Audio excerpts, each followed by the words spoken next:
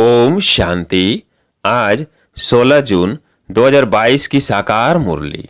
आज बाबा ने कहा, मीठे बच्चे, तुम्हें किसी भी देहधारी के नाम रूप में नहीं फंसना है। तुम अशरीरी बन बाप को याद करो तो आयु बढ़ेगी, निरोगी बनते जाएंगे। प्रश्न, सेंसिबल बच्चों की मुख्य निशानियां क्या होंगी? उत्तर, जो सेंसिबल होंगे वो पहले स्वयं में धारण कर फिर दूसरों को कराएंगे। बादल भर कर जाए वर्षा करेंगे। पढ़ाई के समय उबासी नहीं लेंगे। ब्राह्मणियों पर रेस्पॉन्सिबिलिटी है या उन्हें लेकर आना है जो रिफ्रेश होकर जाए फिर वर्षा करे। दूसरा, या वही आने चाहिए जो योग में अच्छी तरह रहकर वायुमंडल को पावरफुल बनाने में मदद करे, विघ्न न डाले। यहाँ आसपास बड़ी शांति रहनी चाहिए, कोई भी प्रकार का आवाज ना हो। गीत है ओम नमः शिवाय। ओम शांति। ओम शांति का अर्थ तो समझाया है ना। बाप कहते हैं आत्मा और परमात्मा शांत स्वरूप है। जैसे बाप वैसे बच्चे। तो बाप बच्चों को समझाते हैं तुम शांत स्वरूप तो हो ही, बाहर से कोई शांति नहीं मिलती है। यह रावण राज्य है ना। अब इस समय सिर्फ तुम अपने बाप को याद करो। मैं इसमें विराजमान हूँ, तुमको जो मत देता हूँ उस पर चलो। बाबा कोई भी नाम रूप में नहीं फंसाते। यह नाम रूप है बाहर का, इस रूप में तुमको फंसना नहीं है। दुनिया सारी नाम रूप में फंसाती है। बाबा कहते हैं इन सब के नाम रूप है, इनको याद नहीं करो, अपने बाप को याद करो। तुम्हारी आयु भी याद से बढ़ेगी, निरोगी भी बनेंगे। लक्ष्मी नारायण भी तुम्हारे जैसे थे, सिर्फ सजे सजाए हैं। ऐसे नहीं कोई छत जितने लंबे चौड़े हैं। मनुष्य तो मनुष्य ही है। तो बाप कहते हैं कोई भी देहधारी को याद नहीं करना है, देह को भूलना है, अपने को आत्मा समझो। ये शरीर तो छोड़ना है। दूसरी बात, गफलत नहीं करो। विकर्मों का बोझा सिर पर बहुत है, बहुत भारी बोझा है। सिवाय एक बाप की याद के कम नहीं हो सकता। बाप ने समझाया है जो सबसे ऊंच पावन बनते हैं वही फिर सबसे पतित बनते हैं। इसमें वंडर नहीं खाना है, अपने को देखना है। बाप को बहुत याद करना है। जितना हो सके बाप को याद करो। बहुत सहज है। जो इतना प्यारा बाप है उनको उठते बैठते याद करना है। जिसको पुकारते हैं पतित पावन आओ, परंतु हड्डी लब नहीं रहता। लब फिर भी अपने पति बच्चों आदि से रहता है। सिर्फ कहते थे पतित पावन आओ। बाप कहते हैं बच्चे, मैं कल्प कल्प कल्प के संगम पर आता हूँ। गाया भी हुआ है रुद्र ज्ञान यज्ञ। कृष्ण तो है ही सतयुग का प्रिंस है। वह फिर उस नाम रूप देश काल के सिवाय आ न सके। नेहरू उस रूप में, उस पोजीशन में फिर कल्प के बाद आएंगे। वैसे ही श्री कृष्ण भी सतयुग में आएंगे। उनके फीचर्स बदल ना सके। इस यज्ञ का नाम ही है रुद्र ज्ञान यज्ञ, राजस्व अश्वमेध यज्ञ। राजाई के लिए बलि चढ़ना अर्थात उनका बनना। बाप के बने हो तो एक को याद करना चाहिए।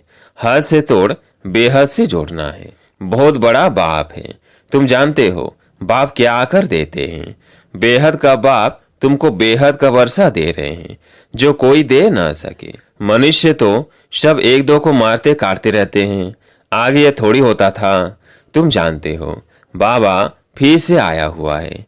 कहते हैं कल्प कल्प के संगम युगे जब नई दुनिया की स्थापना करनी है तब मैं आता हूँ। मांगते भी है नई दुनिया, नया राम राज्य। वह सुख संपत्ति सब है। झगड़ा करने वाला कोई होता नहीं। शास्त्रों में तो सतयुग त्रेता को भी नरक बना दिया है। यह भूल है ना।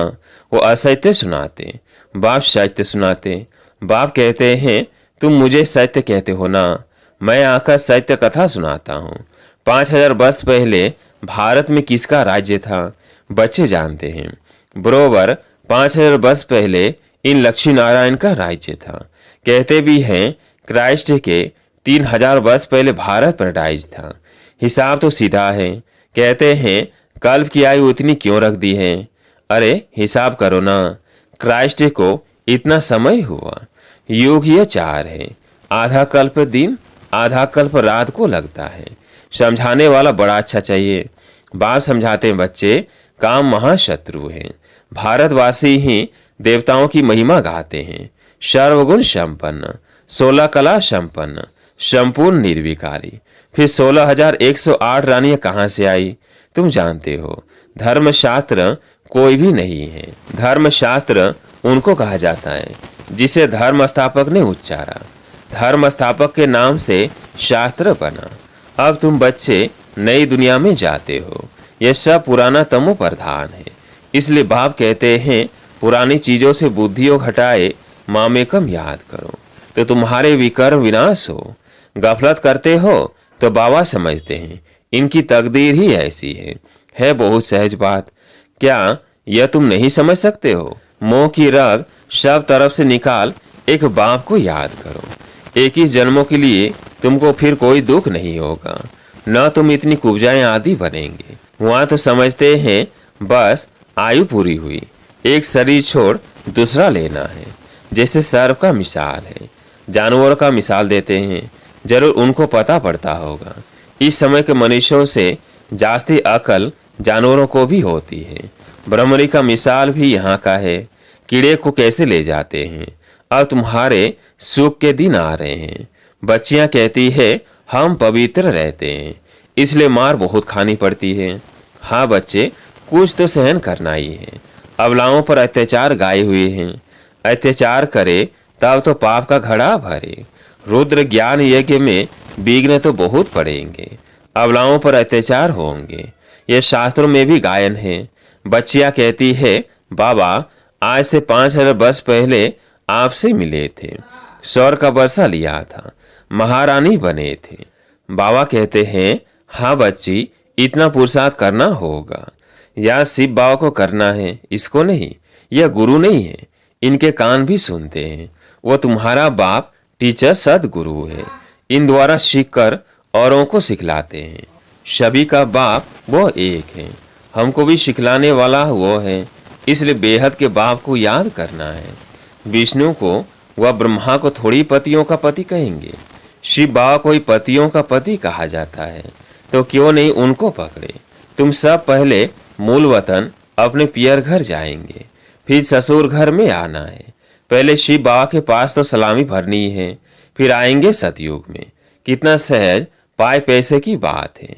बाबा सब तरफ बच्चों को देखते हैं, कहाँ कोई झुटका तो नहीं खाते हैं। झुटका खाया उआसी दी, बुद्धि योग गया। फिर वो वायुमंडल को खराब कर देते हैं, क्योंकि बुद्धि योग बाहर भटकता है ना। तब बाबा हमेशा कहते हैं बादल ऐसे ले आओ जो रिफ्रेश होकर जाए, वर्षा करे। बाकी क्या करेंगे। ले आने वाले पर भी रेस्पॉन्सिबिलिटी है। कौन सी ब्राह्मणी सेंसिबल है जो भर कर जाए, वर्षा करे। ऐसे को लाना है, बाकी को लाने से फायदा ही क्या। सुनकर धारणा कर, फिर धारणा करानी है, मेहनत भी करनी है। जिस भंडारी से खाते हैं काल कंटक दूर हो जाते हैं। तो यहाँ वो आने चाहिए जो योग में भी अच्छी रीति रह सके, नहीं तो वायुमंडल को खराब कर देते हैं। इस समय और ही खबर रहना है। फोटो आदि निकालने की भी बात नहीं। जितना हो सके बाप की याद में रह योगदान देना है। आसपास बड़ी शांति रहनी चाहिए। हॉस्पिटल हमेशा बाहर एकांत में रहती है, जहां आवाज ना हो। पेशेंट को शांति चाहिए। तुमको डायरेक्शन मिलता है तो शांति में रहना है। बाप को याद करना, यह है रियल शांति, बाकी है आर्टिफिशियल। कह देते हैं ना 2 मिनट डेढ़ साइलेंस, परंतु वह 2 मिनट बुद्धि पता नहीं कहाँ कहाँ रहती है। एक को भी सच्ची शांति नहीं रहती। तुम डिटैच हो जाएंगे। हम आत्मा हैं, यह अपने स्वधर्म में रहना, बाकी गुटखा खाकर शांत रहना कोई रियल शांति नहीं। कहते हैं 3 मिनट साइलेंस, अशरीरी भाव। ऐसे और कोई की ताकत नहीं जो कह सके। बाप के ही महावाक्य है, लाडले बच्चों मुझे याद करो तो तुम्हारे जन्म जन्मांतर के पाप कट जाएंगे, नहीं तो पद भ्रष्ट भी होंगे और सजाएं भी खानी पड़ेगी। शिव बाबा के डायरेक्शन में चलने से ही कल्याण है। बाप को सदैव याद करना है।